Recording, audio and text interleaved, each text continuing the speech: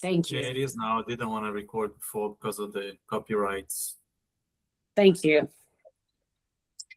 And so it is that we begin this joyful time when we come together to share, to muse, to be uplifted, to be graced in the presence of all those that are here to learn, to guide, to make peace. Yes, I thank you all. Yes.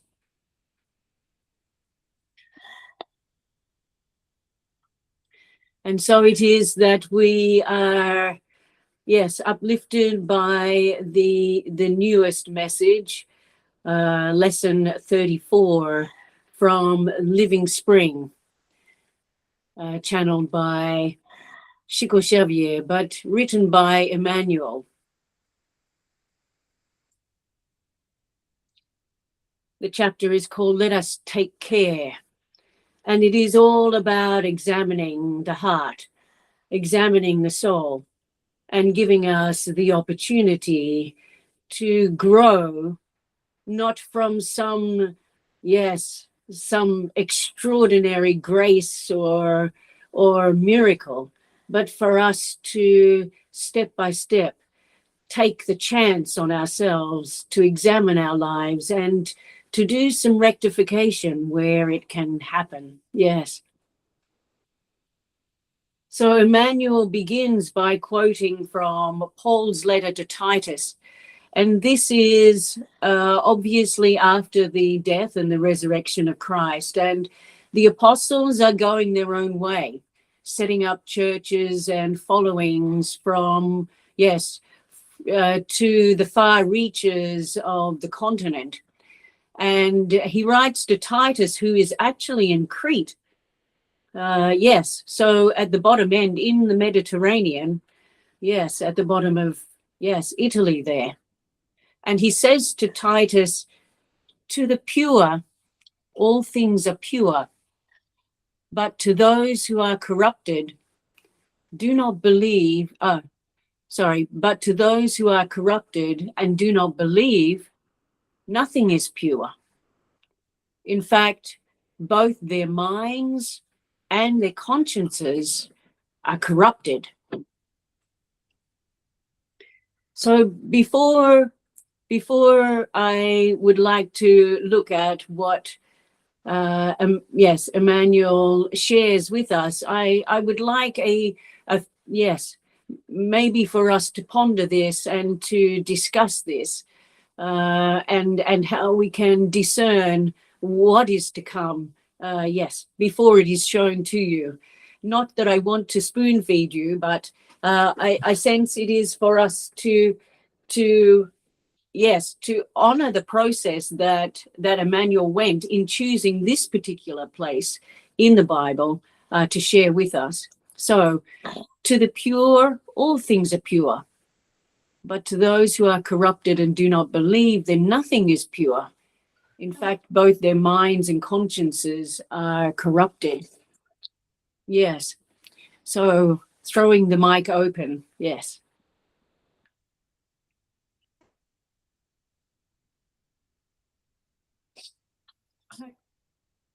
There is underlinings here that are our own.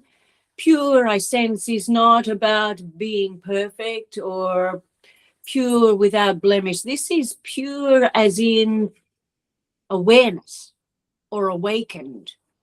Those that are not necessarily free, but are on the road to not allowing for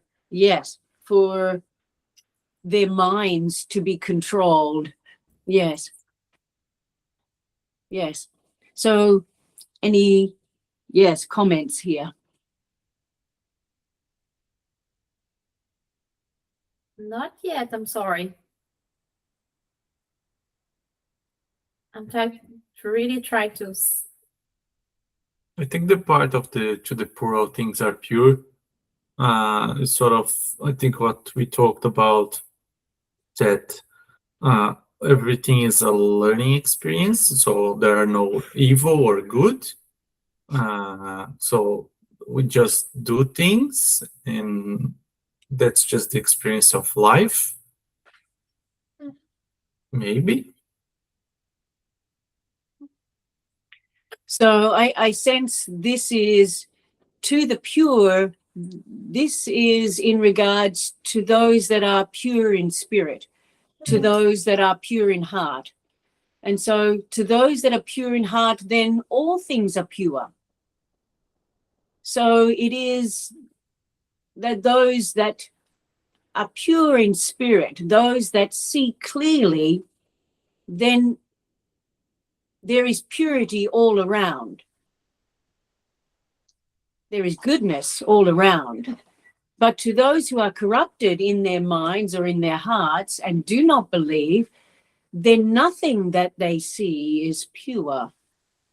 In fact, both their minds and their consciences are corrupted, means possibly that their minds are so set on what they see and what they have judged. Yes, they are so corrupted that everything that they see is awry. Everything is not as others would see, but for them, it is wrong. It is nasty. Yes. Yes. And any other comments on this? So in this situation, the word or the concept of naiveness doesn't apply. Because one may think that the pure are also naive. Yes, looking at life through rose-colored glasses. Yes, yes.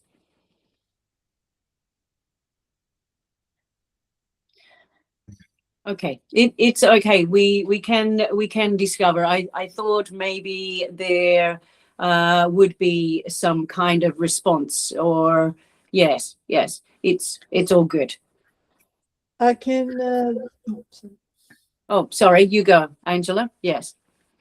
I can also think that due to our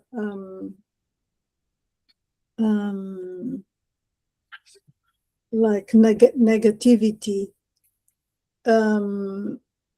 we can't see more than what that our minds are, like you're saying, set. So if the person is negative, only sees negativity around. Yes. Yeah. Yes. Yeah, I Yes. think everything is against you. Yes. So to those that are pure in spirit, then they see with this sense of clarity and sense of love. Love in abundance is what they see, because that is what they feel. Yes. Yeah. The pure, I'll say the pure in the spirit, they see that everything has a meaning. Everything has its own place. It belongs to something, and everything is all right. Yes. Thank you. So Emmanuel writes, man always sees life from his own perspective. With that which colors his inner life, he judges facets of the outer world. From what he feels or experiences in his own mind and in his own heart, he scrutinizes the feelings of others. So this is projection. Yes. Examining the conduct of others, he imagines finding the means and ends of actions that he himself can relate. Therefore, it is imperative to have great vigilance so that our conscience is not contaminated by darkness. For when the shadow wanders into our minds, we glimpse nothing but shadows everywhere around us. When we see manifestations of the purest love, we automatically think of carnal fantasy. If we find a friend dressed with commendable good taste, we suggest that they are vain. To the friend called to a public vocation, We presume they have political and power ambition. If a neighbor knows how to be careful and saves money really well, we look at them with suspicion, and we often weave long reflections about or around their possible dishonesty. When we hear a friend in justified defense using the energy to which he is entitled, we relegate him immediately to the category of being stubborn and self-righteous.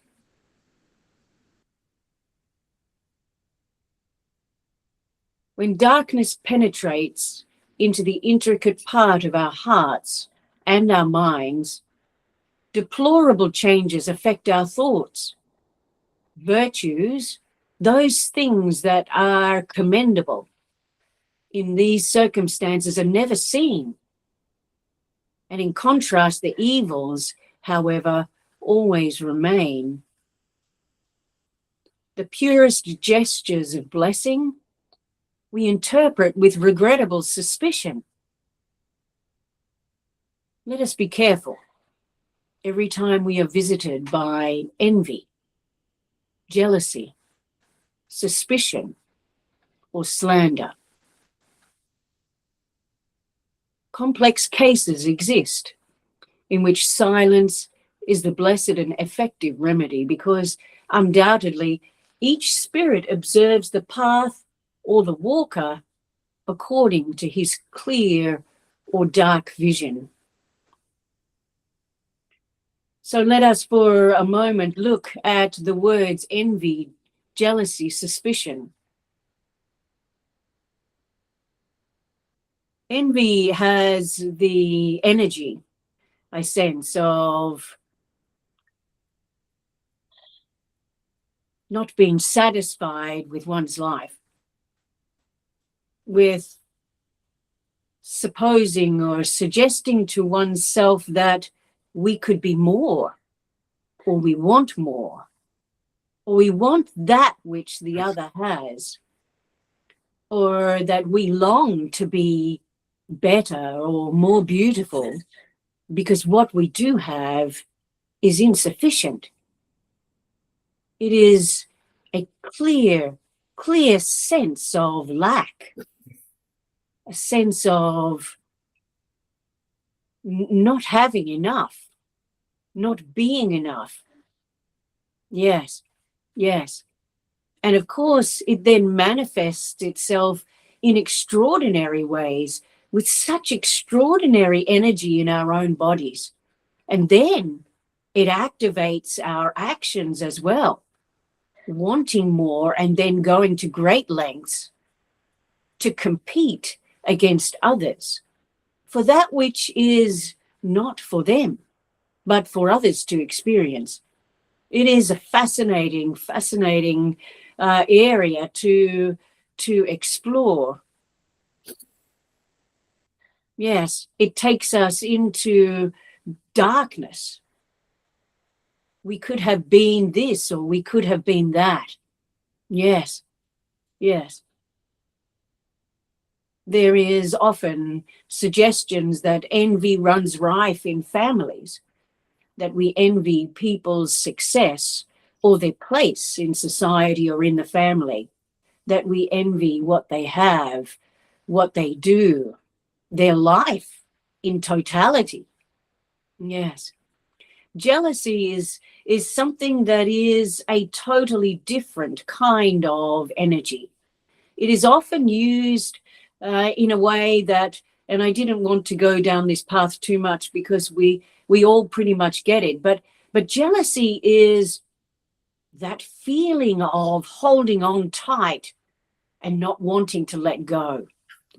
So we have people who talk about being jealous.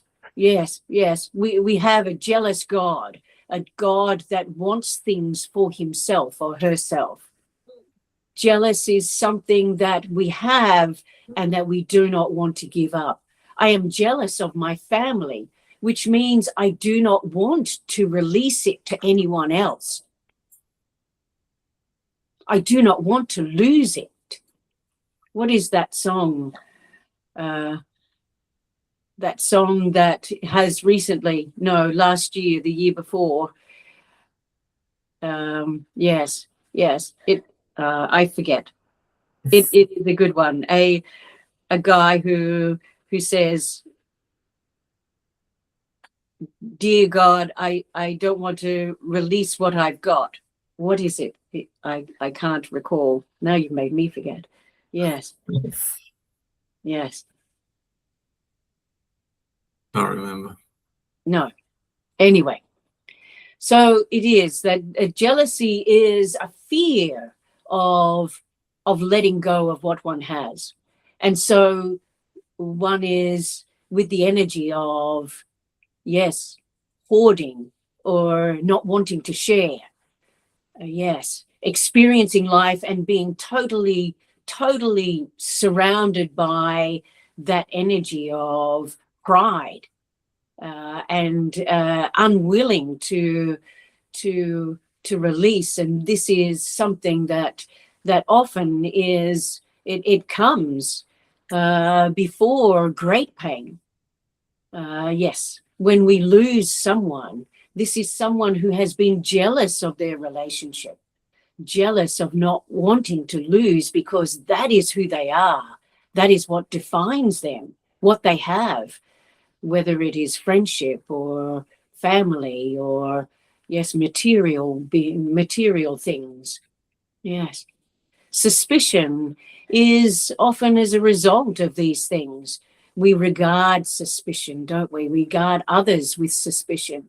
We look at others with that sense of incredulity. How can they be like this? We see and we judge. We diminish their contribution. We don't celebrate. Yes. And slander, as a result of that, is that we try to downplay it, the role of others.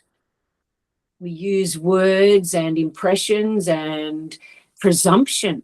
We presume what they think. We presume what they are doing. It is something that we all have to, yes, continually check with ourselves. Why are we saying these things? Why do we think these things?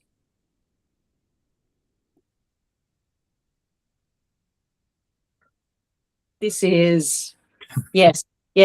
I sense you all get the word. Yeah.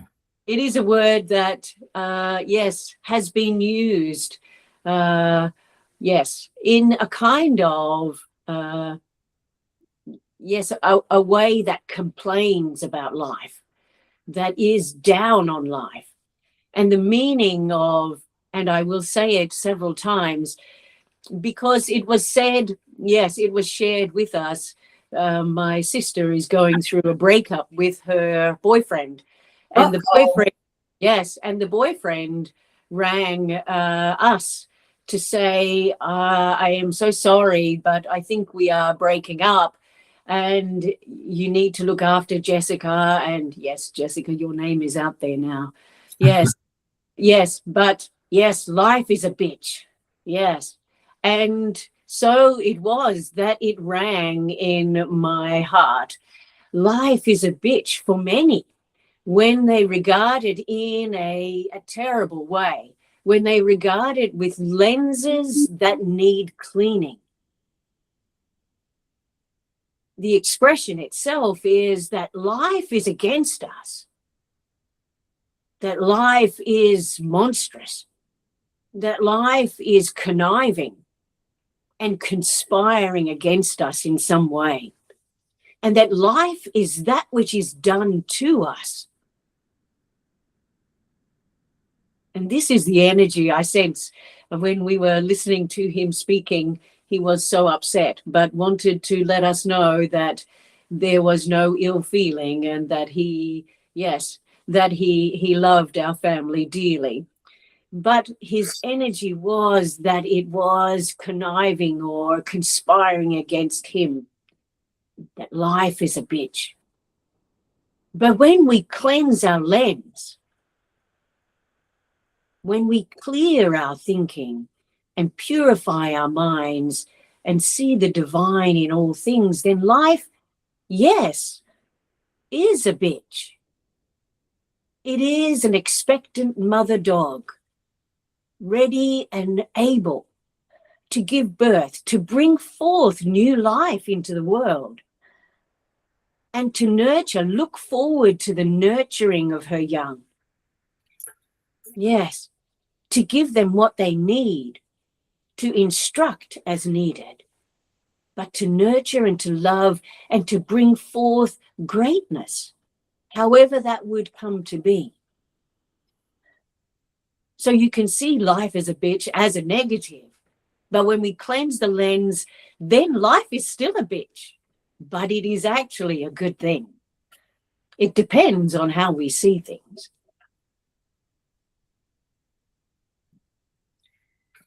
So this is from the post for this week. And Eckhart Tolle reminds us that much suffering, much unhappiness arises when you take each thought that comes into your head for the truth.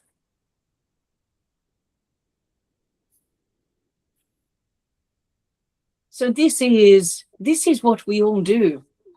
We think about things, we judge, and here we have it in one. We sit in it and we go, yep, that's it. That's the truth. And we sit in it and then we share it with others. The energy is there and it is negative. And we keep it in our head and it goes round and round. And this causes us much suffering and unhappiness because we've made up stories about the world. We have made up stories about history. We have made up stories about, yes, how we have been on the receiving end of nasty words and nasty intentions and nasty people and nasty situations. We create the narrative that causes us a density within our bodies. It sits in us and it causes us much suffering. This is primarily the suffering of the world because we believe things that we have told ourselves are true.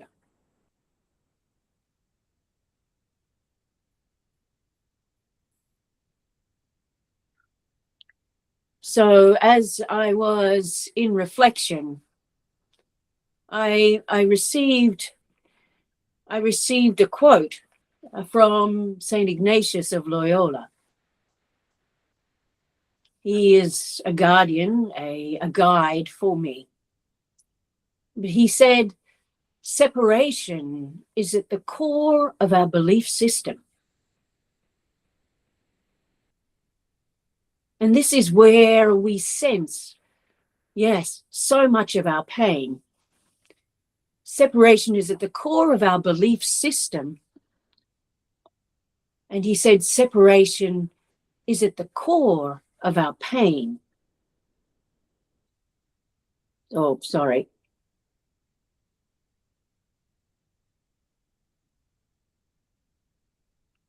So this was for me an extraordinary statement. So eloquently put. Separation is at the core of our belief system. We have taught ourselves that we are on our own. We say it to our young ones as they are leaving home. We say, you are on your own. It's in your hands now. You do what you need to do. It's your responsibility. It is important for you to compete in the world because otherwise you will be trodden on. People will take advantage. You have to look out for yourself. Only you can do it. We tell ourselves these truths, but it causes us an immense amount of anxiety.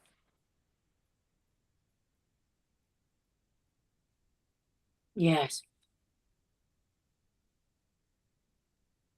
Oh, sorry, we've gone the other way. Oh, we're going back the other way. Sorry. We did this last week.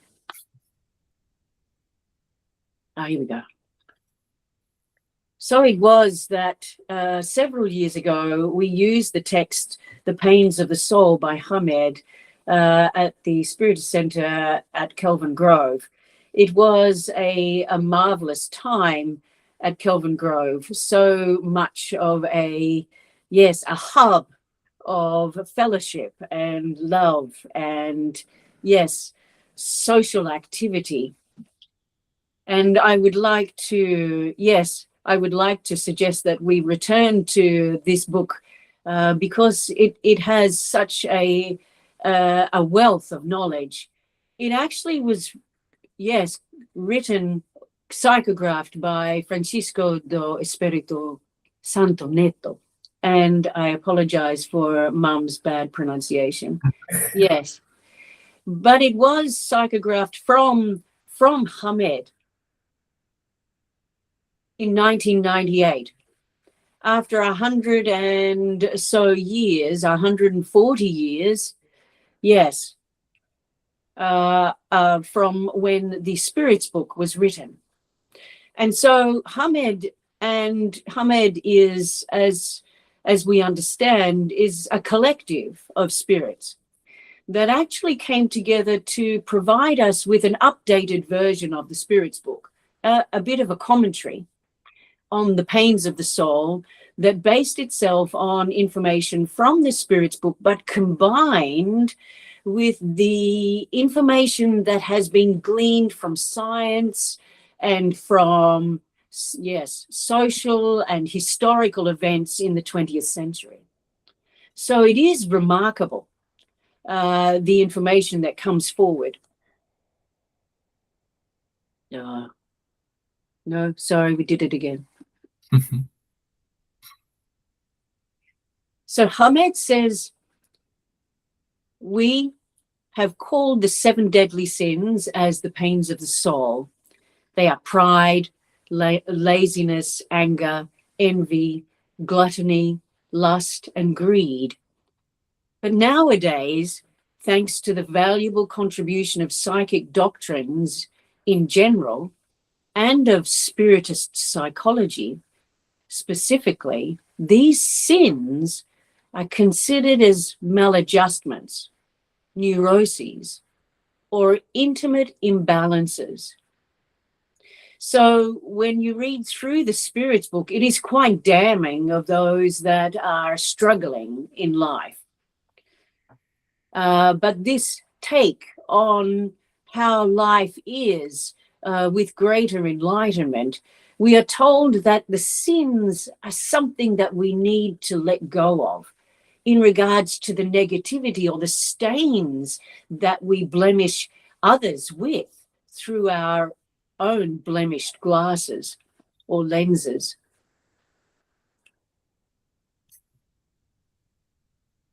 In fact, sinners need more analysis, self-analysis. They need reparation and treatment rather than condemnation, repression, or punishment. We understand that the soul pains are natural phases of earthly evolution in which all beings are in spiritual growth, learning to use conveniently their innate impulses or inner forces.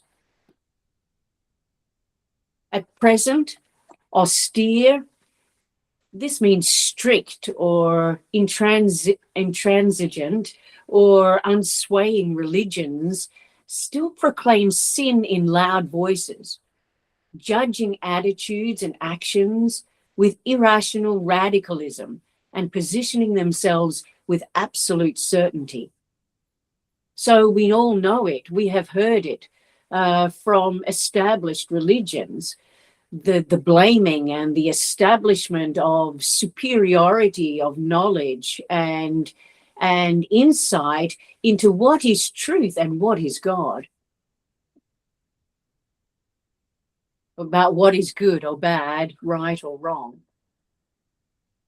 However, when anyone who has understood the divine intentions of the power of life, they know that in our existence, nothing can be wrong, because the work of nature has the wonderful ability to always be promoting everyone, even when everything seems to us to be loss or destruction. So I wanted to include these texts from Hamed and the Spirit's book because often I use texts that are much more recent. And this one from Hamed is recent, relatively, from 1998. But I also include works from Eckhart Tolle or Neale Donald Walsch or from other texts from other religions. But here we have it from Spiritism at its core, that there is an acknowledgement that there is a destiny for all of us in love and in oneness, and that no one is lost. Okay. Hamed goes on and says, emotional pain implies an anguish in the whole body, whether it is competitive light or envy or jealousy or outrage or whatever it is. The physical impressions appears real to us. Soul pains cause a tightness in the chest, difficulty or irregularity in breathing, a feeling that the heart is going to break when it is truly on that sense of loss. Saying, while I was crying, it hurt a lot even in the depths of my heart. So many express themselves in the face of the sorrows and the afflictions of life. People tend to condemn and punish, forgetting that we are all students, not malefactors or criminals in the school of life. The soul pains are the private educators or instructors that the harmony of life has given to us to overcome inner blocks and obstacles. We are all learners. The L is not for loser, but for learning.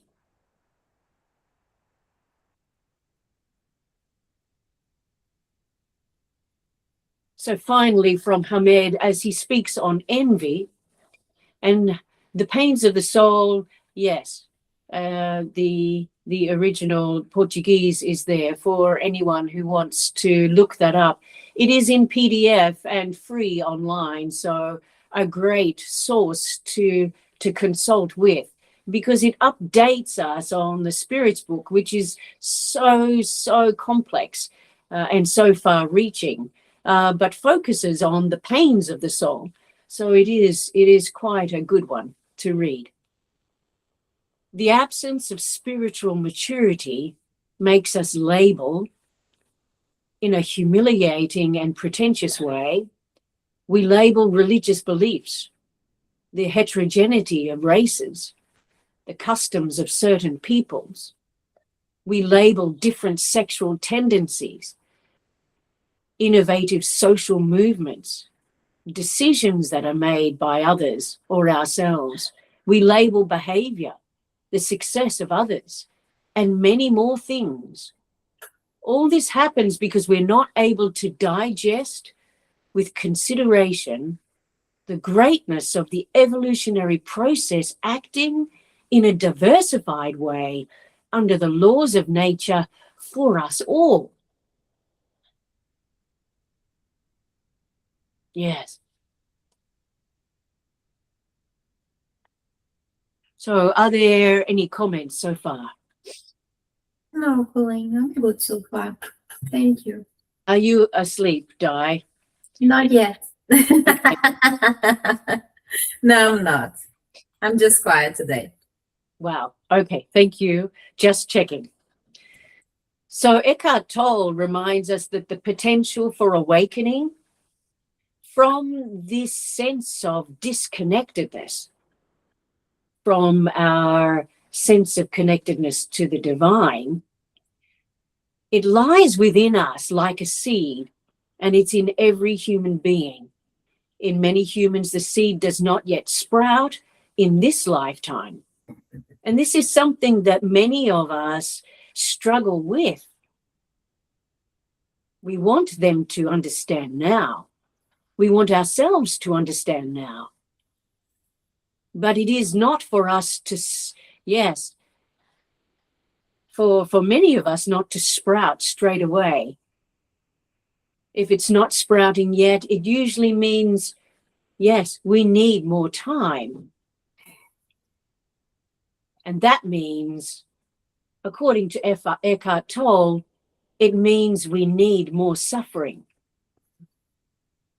And eventually, he says, suffering fulfills its function of awakening you. And this is an extraordinary statement for us all. The suffering is an important device that allows us to explore life to its limits and to its possibilities in all possibilities, yes, in various ways, for us to find our way home. It isn't a weakness, but it is an important and integral part of our life experience.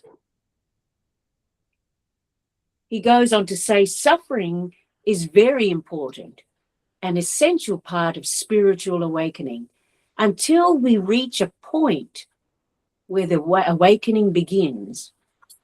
The awakening process begins, and then you experience the transition where suffering has fulfilled its purpose, and we no longer need further suffering to deepen the awakening process. What we may need after that is possibly more challenges to deepen that awareness.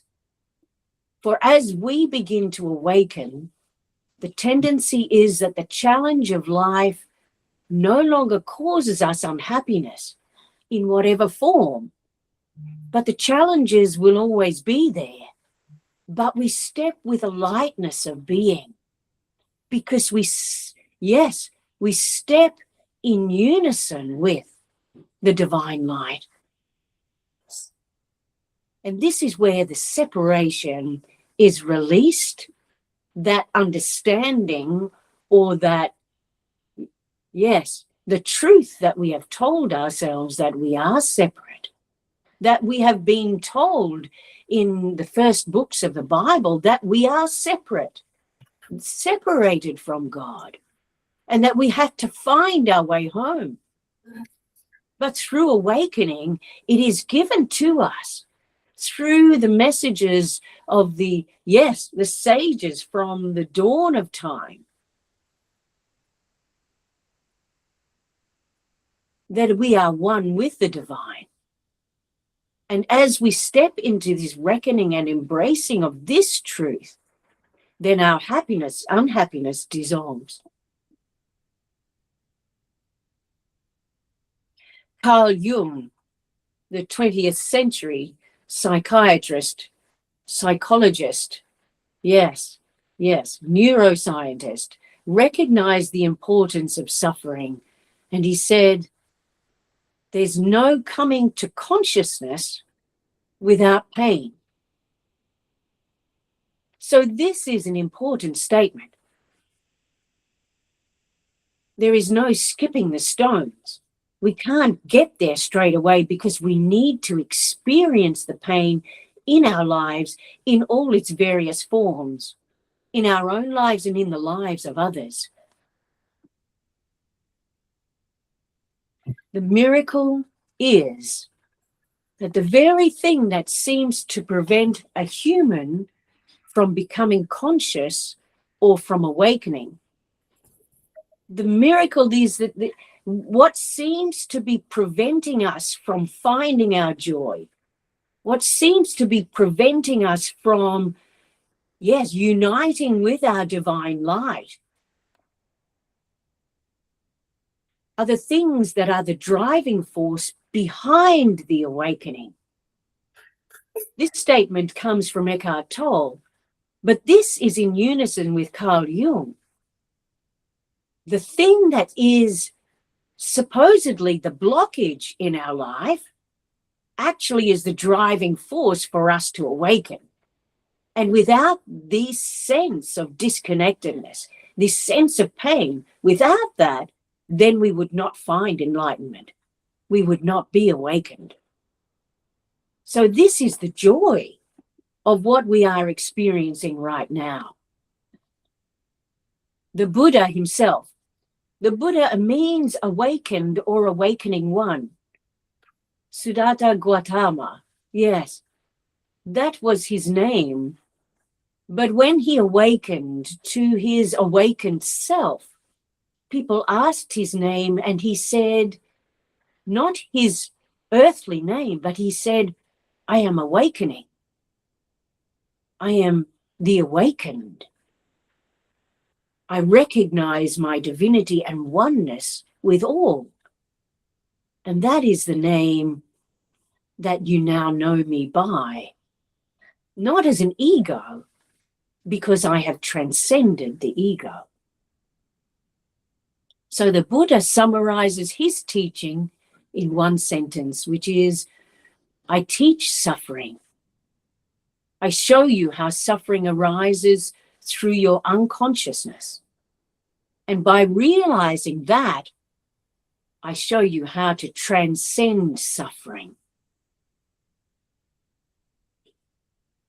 And this corresponds to the Christ's resurrection. So often in Christianity, we stop. So many of the denominations, they stop at the crucifixion. People wear the cross or the crucifix around their necks to adorn themselves, to remind them of the pain and the suffering. This is a statement, isn't it? An extraordinary statement. Because we actually reinforce the pain and suffering. And if it isn't in our own lives, then we focus on the pain and suffering of Christ. Yes. It is extraordinary because Christ's story doesn't stop there. In fact, that which Christ was to show us the importance of transcendence. To embrace the suffering, yes, but then to go forth and to transcend the suffering and to release the pains of the soul and to see the divine light in its infinite form.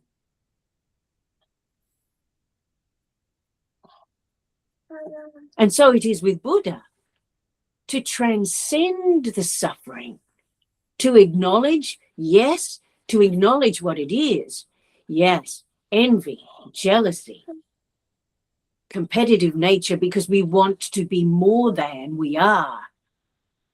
The fact that we live in fear, all of those things, the pains of the soul, they are there. It is for us in this moment, in this kairos moment. That kairos is the word for time in Greek. The other word for time is chronos, which we know as, yes, the time that we take to measure, the time that is in chronology, the passing of time. But the other word, and unfortunately in English, we call it the same.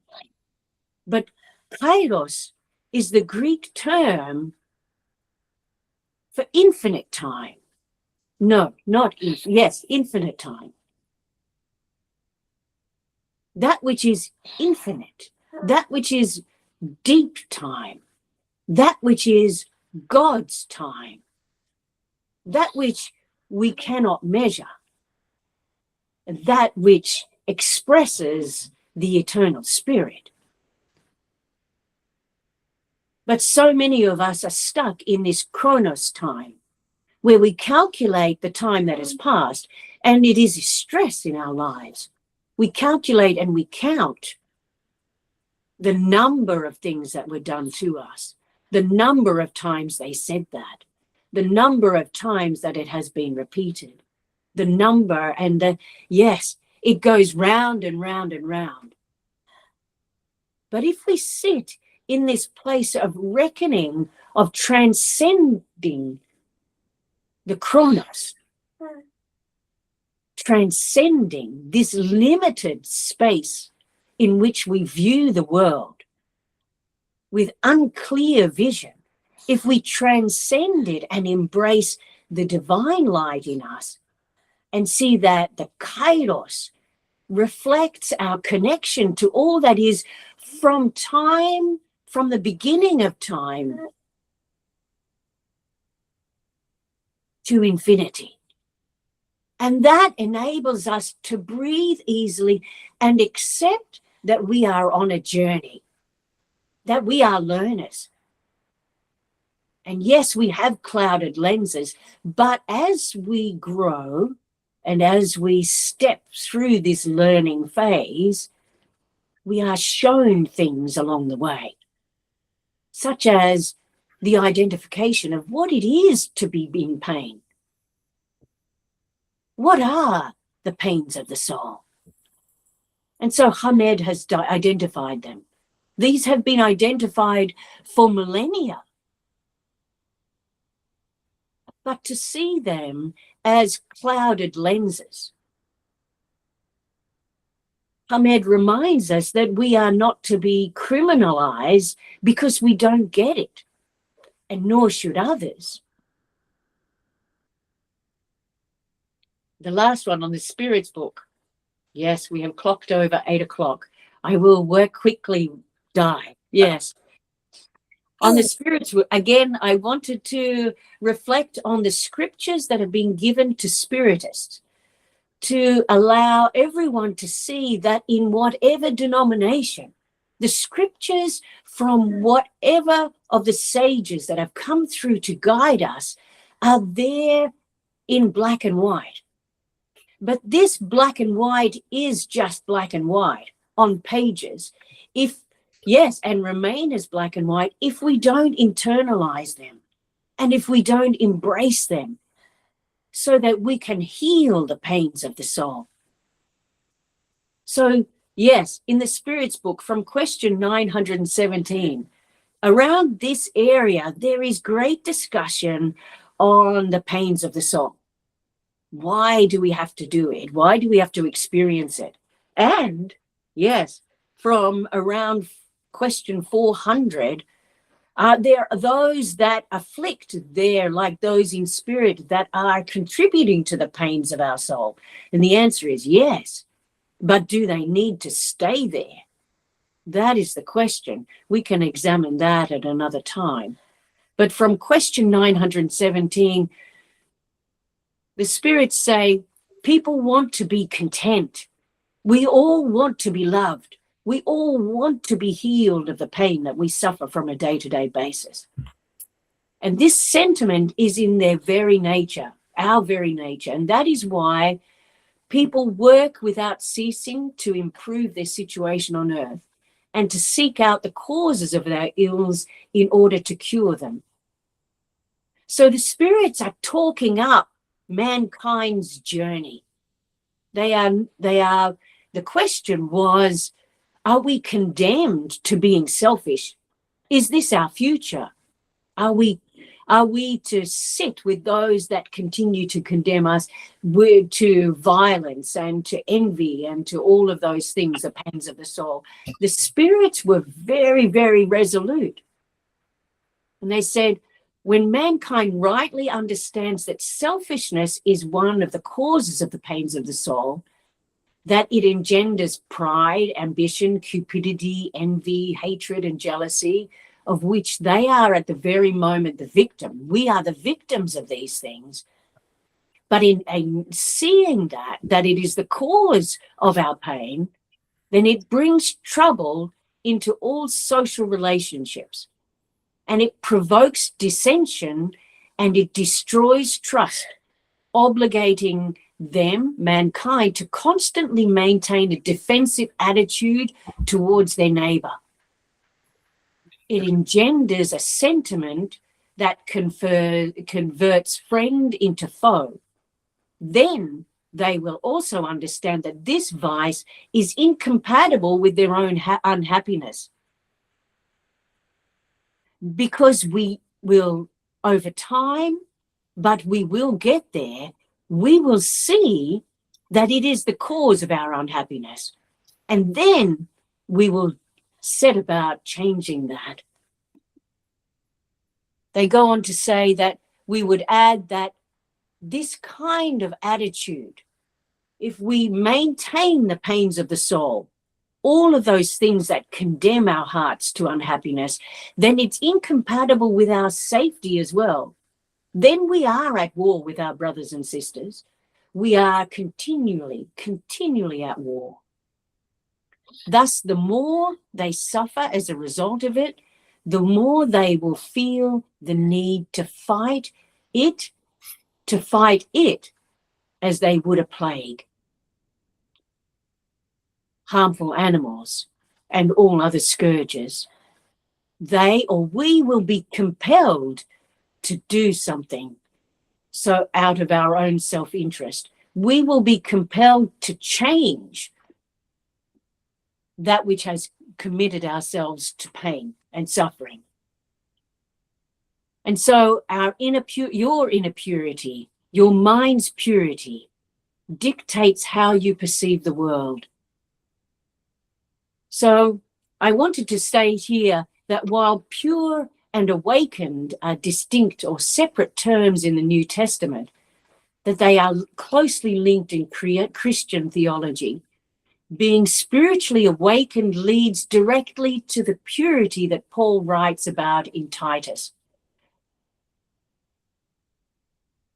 where your mind and your conscience are renewed by the truth. The root of being spiritually and morally pure requires inward cleansing through Christ. These are the words of Paul, but through the Christ means through love. When your mind and heart are awakened by grace, you see God's creation, you see it through your eyes, and you see life through a pure and uncorrupted lens. Whereas those in spiritual darkness have defiled consciences that twist everything they see. What is the awakening and what is purity? It is the arising of a deeper or a higher state of consciousness that transcends thinking. It doesn't mean that you stop thinking, for this is important that you think. And this is important in itself to state. Think, but transcend your thinking and say, what am I thinking and why am I thinking? Because it is only in looking at your thoughts that you can correct how you are seeing things in yourself and in the world around you. A deeper connectedness and recognition of the divine in everything. So it's been a while since you've seen us, hasn't it? So this is a lady sitting in front of an optometrist. She is looking at something and cannot see it. It's been a while since we've checked in. So the message here is don't sideline your vision. Be aware of how you are looking.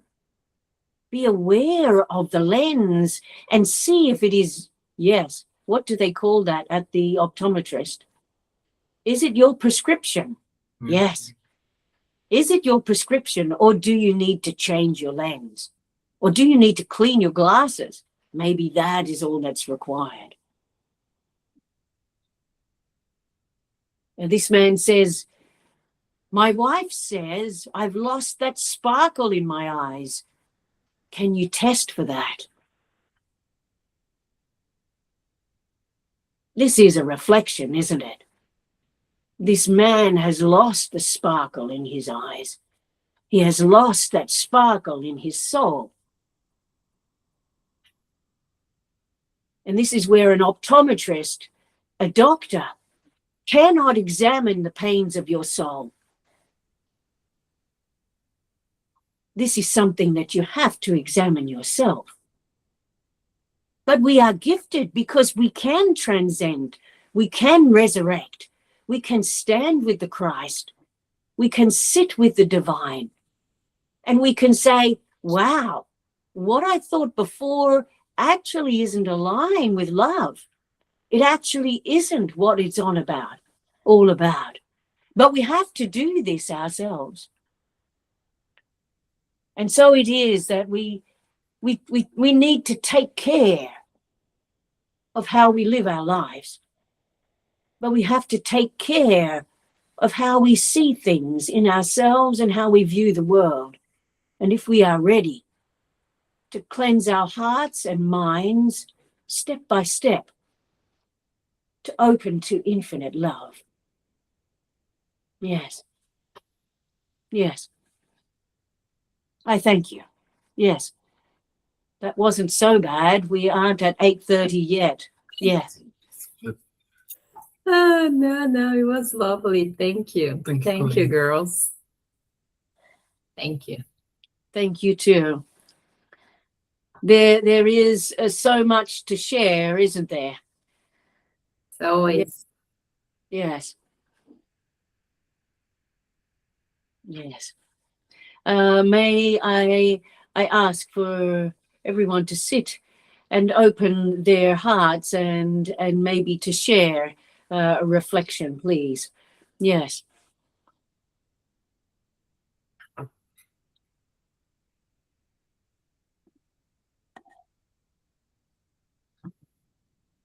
Yeah, I think it is important for us to know ourselves and try to get that love within us, so that we can look around us and just see love as well. Because yeah, if you are just looking at the world like life is a bitch, then yeah, it doesn't help much. So yeah, you have to see as always a gift or a chance for you to show you that you become better. Yes, it depends on your facial expression when you say it, Alex. Yes. If it's life is a bitch, then yes, it is sad. It is painful. It is a struggle. But life is a bitch is beautiful and hopeful and uplifting. Yes, bringing new life into the world, depending on how you see it. Yes. Yes. Thank you. I'm trying. There is a song that says, if someone would sing here. These beautiful things that I've got. Yes. What is that song? These beautiful things that I've got. I know the song that you're talking about. Yes. I don't know the name, not who sings it. The song kind of goes like, I've got you, I've got my kids, I've got everything in my life that I want. So please, God, don't take this from me. Yes. And it is an expression of honoring and saying thank you. But it's also saying, don't you dare take this from me. And so there is this sense of pain at the same time, which is kind of defeatist. Yes. Sorry, I am done talking. Yes. No. The name of the song is Beautiful Things. Beautiful things. Yes. By Benson Boone. Yes. Great song, but still, he is imploring God not to take anything from him because his life is perfect. And this is jealousy at its utmost. Please, this is perfect for me right now. I don't want to shift from this moment. Yes. That's gratitude, but yes. It has a flip side. Yes. Angela, how are you? I'm fine. I was thinking of that.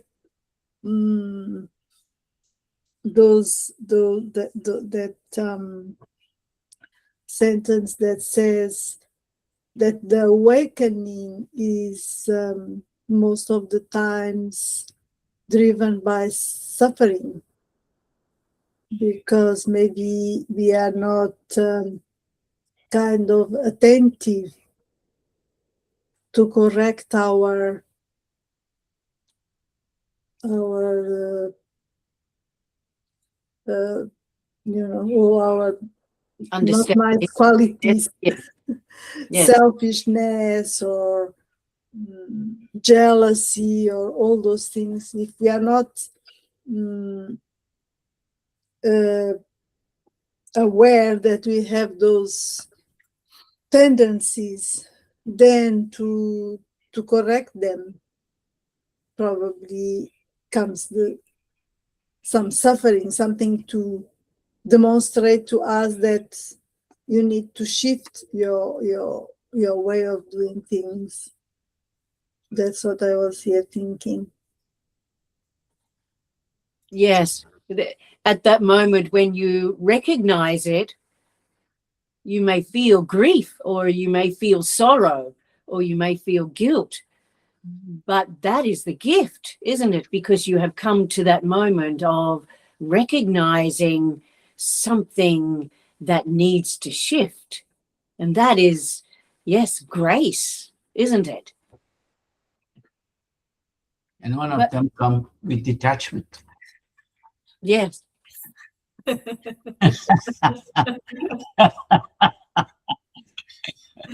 Because sometimes the jealousy, the envies come, it's really hand in hand with the attachment. Yes.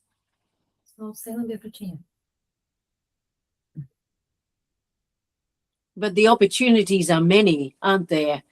And that is why at the end of the message from Emmanuel today, he suggests that silence may be the best response in situations, because what you say often is not from love, but from judgment. And so until you can correct it, it is better not to say anything at all, but to recognize that what you say may provoke, or it may be judgmental, or it may be hurtful. Then to actually sit in that space is actually quite good. And it means that you are step by step awakening to what needs to happen for you to experience joy. Because step by step, when you remove these attitudes about life, attitudes about others, or about events, about the flow of your life or of others, often until you are able to see them as joyful, then it is important to sit in silence and to step by step go through that cleansing process. Don't do it with a tissue. The optometrists tell us you need warm water, to cleanse the lens. Yes, that is a joke, but yes, a tough crowd tonight. Yes, yes, yes, yes. It's the code. Yeah. Yes. The But way it becomes fun in itself. When you are looking at something in the street, and you catch yourself thinking something, you go, oh, wow, why did I think that? Okay, can I look at it in another way? Oh, that's brilliant. And that thing in itself was shown to you to actually alert you to what needs cleaning. The purity is what is beckoning us. Yes.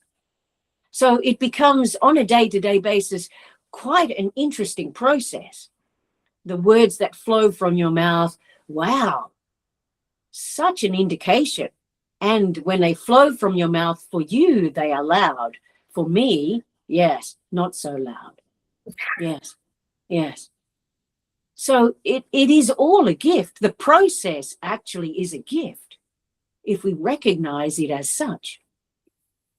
And as was suggested in the texts that we examined tonight, the process then is to deepen the challenges and to see how adept we are at, yes, at solving the issues that we experience in life with others and ourselves in a much more joyful and accepting and embracing way.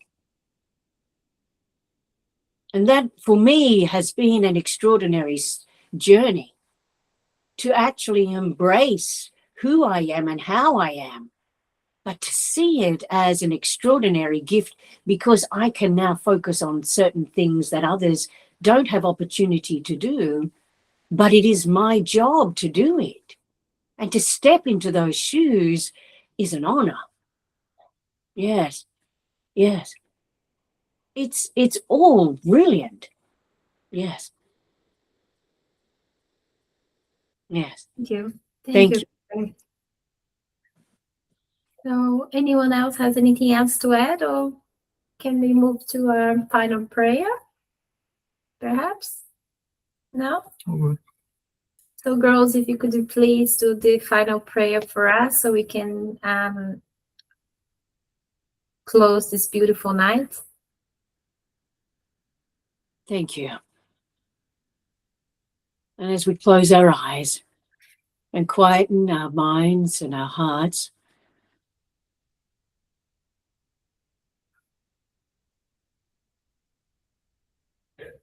as we breathe with life,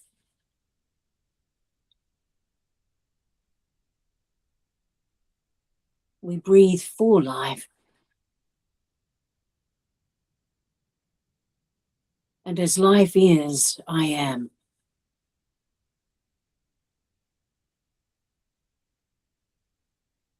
We are.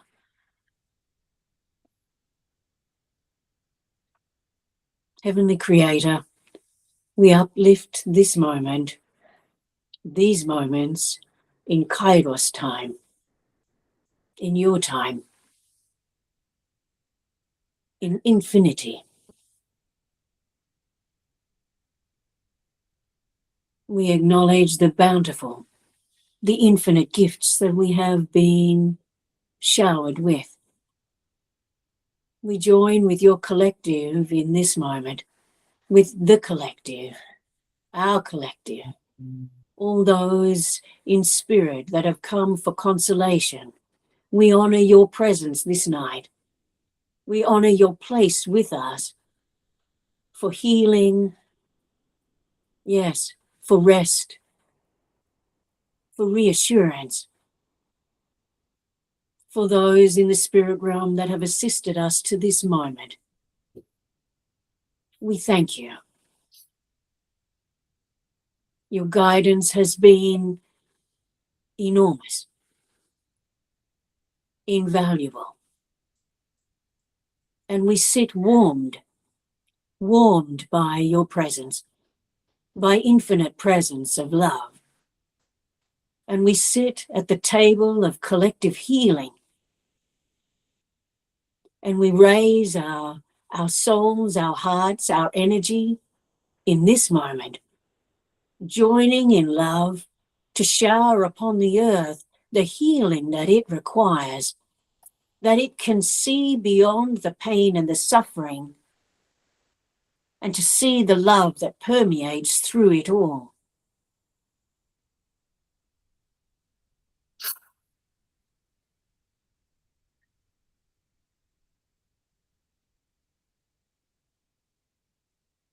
We sit in immense gratitude for all that has been and for all that is, that has been so effective in creating the beings that we are, in the shape that we are, in the personages that we are, in the part that we play in the divine collective. We embrace our role. We embrace it with an awakened light. of awareness, of purity of soul. May you bless this blessed water that is before us, so that we may drink and be healed in divine light and love. And as we go forth, we welcome you to join us, to guide us, to strengthen us, and for you to know that you can rely on us to contribute to spreading the love, to spreading the awareness, and to being the light that we know we are. In gratitude and love. Amen. Amen. Amen. So good. Thank you. Thank you. 8:25, Di. 8:25. Oh, you have 5 minutes to spare. Yes. And now you're 25 over. No, it's so good. It's all beautiful words that we need to listen to it. So thank you.